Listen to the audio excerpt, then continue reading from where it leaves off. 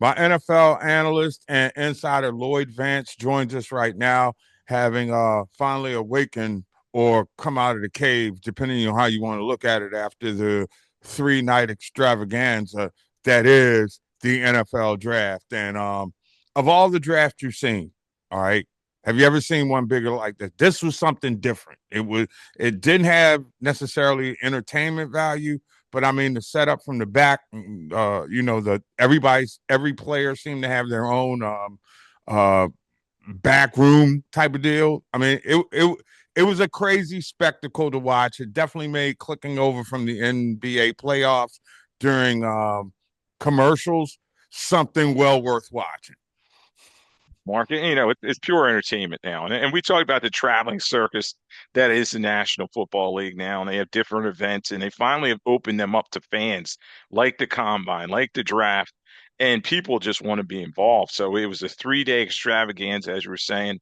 Uh, what was it? 4 channels had it on, Yes. and the ratings were through the roof, and you could follow along anywhere. So that's a good thing. You fall online, and that's what I was doing. I was just watching this thing from afar because, in the past I would go and sit there all day, but now being over 3 days, it's just a lot to cover. And I thought some teams did a nice job in terms of building towards the future. And then there were some head scratchers. But as we know, 90 players going into training camp, and then we'll see how these rosters shake out. Well, you can't tell, to me at least, the value of a draft for like 3 years.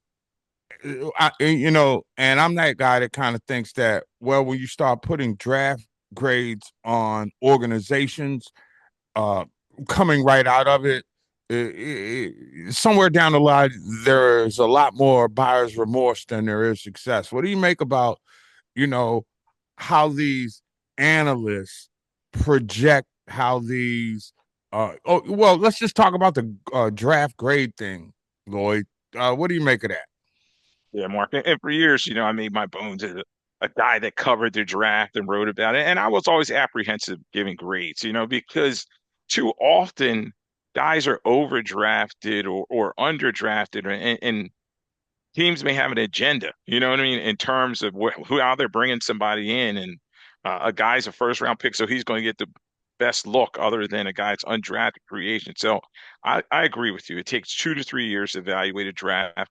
And the best players will step forward. I think a lot of times there's too much pressure being put on these bonus baby, in particular quarterbacks that are first round guys, and they want to get them on the field right away. And these guys just are not ready. So uh, everybody is hopeful now, but we'll have to see once we get to the fall, and when the pads start popping, who can really play? Because a lot of times, college competition is a lot different than the National Football League. I want to ask you specifically, as one who watches enough tape, crunches enough numbers, sees enough, college games, and you start listening to the way that certainly the ex-athlete starts evaluating players. What do you make of that? I get the sense that sometimes um, old school players are a little bit overcritical on of guys who haven't really gotten to the show. Do you think a lot of guys use this as a place to show just how smart they are, or do you get the sense that the public is really getting the right information about the teams and the players who are coming to them?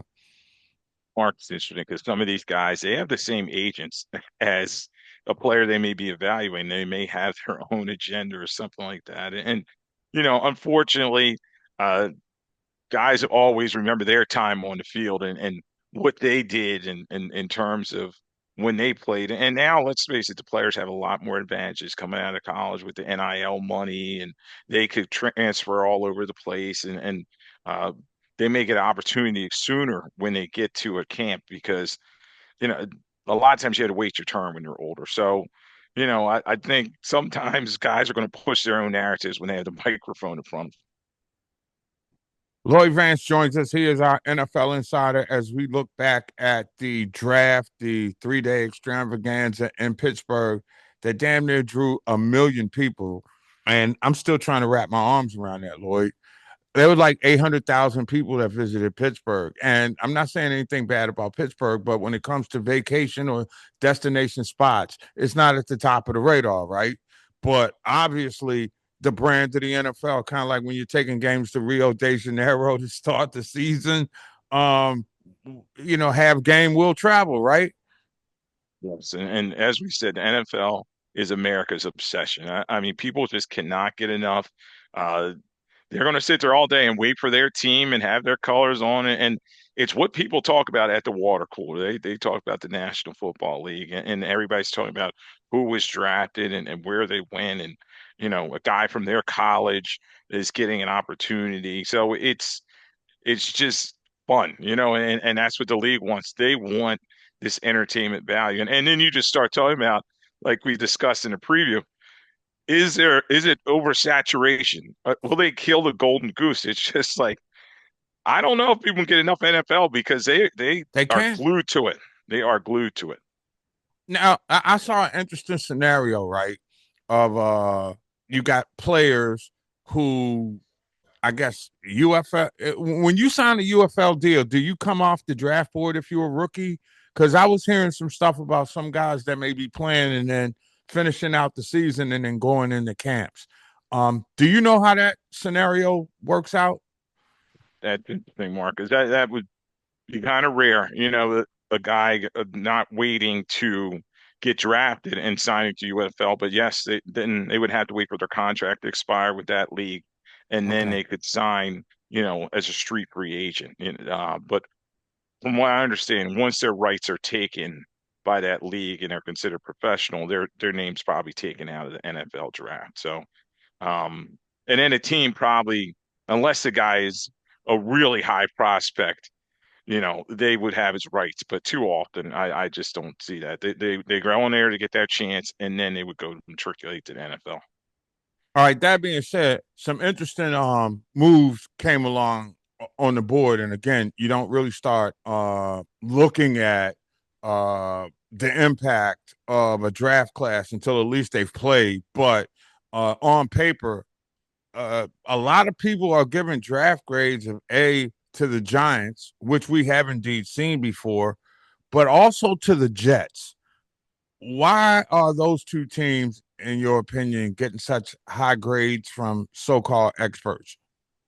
Yeah, the Jets, the big thing was they had three guys taken in the first round, and they're just bringing an influx of talent. And it's much like guys coming out of high school. These guys are that are blue chip guys, and they think they can slide them in there, but you're going to have to wait and see, can they contribute right away? Not just on special teams, but can they be a starter? But that's why a lot of people are talking about these teams because they brought in a lot of players. And the Jets, I think they had like 10 draft picks. So they're bringing in a lot of people onto their roster. They're going to be able to use them in a variety of ways. Another team a lot of people are talking about is the Cleveland Browns. Andrew Barry did a nice job in terms of just kind of standing back. They're bringing in 10 players as well. Fano at number 9, Concepcion number 24. Then in the second round, they got Denzel Boston, the receiver from Washington, that was sitting there. They got a safety that everybody had liked, and I kind of liked when I watched him, Emmanuel McNeil Warren. He's from Toledo. They also got him in the second round, and then we'll have to see, is this year's gadget quarterback, Talon Green out of Arkansas. They got him in the seventh round. So a lot of people are talking about what Cleveland did, but definitely, yes, the Giants and the Jets are a lot of people are saying about their classes too. Lloyd Vance, our NFL insider, joins us. We recap the NFL draft here on OG Sports Rap here on Sports Rap Network. Thanks for hanging out with us. I also wanted to talk to you for a second, and I'm gonna be a beloved homer here. When you look at John Harbaugh, right, coming from Baltimore with the draft pedigree of that organization, could you see a thumbprint that he may have had by having input with the folks in the Giants war room that kind of makes me think that they could be one of those terms with the impact type players they seem to have drafted, that they could turn things around and be a factor to win the division? Because I look at their schedule and it's really user friendly. couple plug and plays there, keep your quarterback healthy. Can the Giants win the division next year? But Mark, we've seen a lot of worse to first over the last 5 years or so, and it could happen. But I think the Philadelphia Eagles are on kind of notice in terms of their own division because those other teams did a great job in terms of compiling defensive talent. You talk about what the Giants did; they bring in a corner, Colton Hood. That was a nice move for them. Uh, we'll see about Malachi Fields. They brought him in as a receiver, but I really did like Arvell Reese. He's going to be hunting the quarterback along with Mhm. Carter from last year, Burns, and that group up front. And then Mayaga, you know, he's going to be a cornerstone guy. I think they're going to try him at guard first in terms of what the Giants are doing, but they're trying to protect their quarterback, Jackson Dart, from taking too many hits. Mm-hmm. They're hoping to get Malik Neighbors back from that injury. He's going to maybe get some plays down in field. And then defensively, yes, Harbaugh is building an attacking group, and they're going to be physical. They're going to be aggressive, and it's going to be fun to watch them in that division. And considering, I mean, you say what you want, it fizzled out. It's like it's like a divorce. I think that it was probably best for Harbaugh to leave at the time that it is. But the Giants aren't bereft of talent, right? We've seen worst to first scenarios, and to me, that would be a guy to put under the microscope. I mean, I'm not going to try to advise anybody on making any gambling bets, but depending on what the line is for the Giants to start the season and make the playoffs, I might want to put a couple shekels down on them, huh? I agree with you that, first you're going to look at their over under in terms of their game one prop bet. That's probably only about, I'd say about 6 games or so. So you have to say, okay, maybe they get that over and they bring in this influx of talent. And you have Harbaugh coming in there, uh, bringing that Ravens way. He's bringing Yes, his that's what I'm guys saying. in there, and they're trying to get these young stars that were already there who Dayball could not motivate, try to get them going. So it's going to be interesting to see how this shakes out. You could clearly see Harbaugh was running that room. Joe Shane was in there, the GM in name, but it was Harbaugh's show. Interesting. We had some bad news earlier today, and I wanted to get your objective perspective on the passing of Monty Coleman. For those around the country who don't remember, he was a big factor on those Richie Pettibone led Joe Gibbs coached World Championship teams. I mean, not necessarily a Hall of Famer, but in terms of one of the better linebackers of his era.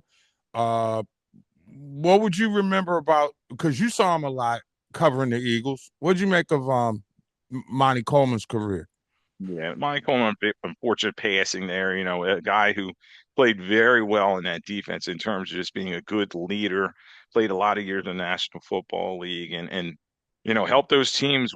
I think might have been on two or three of those Redskins teams that won championships. So we'll see how it goes from here for him and his family. We wish them the best, and yeah, it's unfortunate passing, but he was a solid guy, uh, good in terms of pass coverage, and you know did his job. A professional football player, and I know he will be missed by his former teammates. The term nickel linebacker, you remember that? Um, if there's a player that looked like him today in your eyes, bro, can you think of one? Is it because this dude was like hybrid safety, hybrid linebacker, and was, I mean, to be honest with you, he was a freak before the freak became, conventional.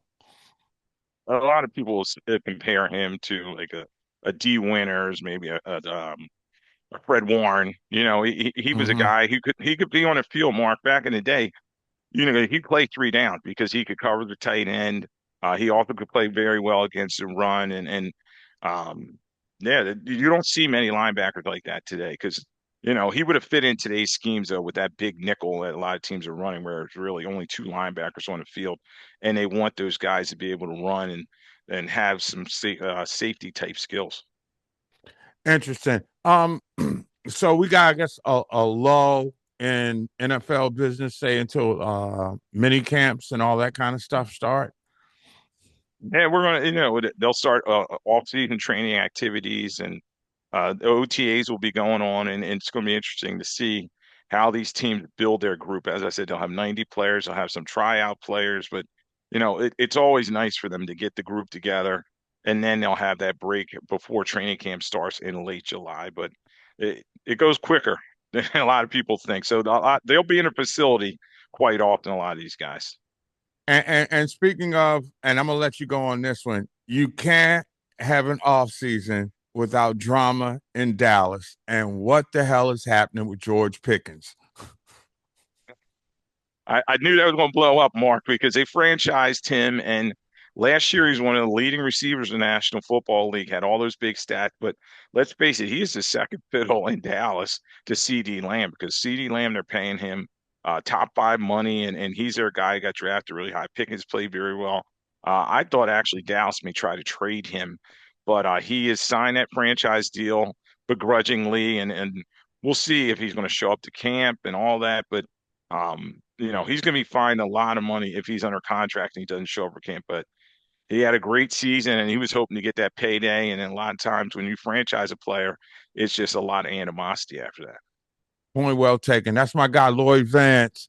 And it should be noted as we lift up Monty Coleman's family, let's not forget, in addition to those Super Bowl rings he got in Washington, he was able to help Arkansas Pine Bluff and its SWAC become a relevant program.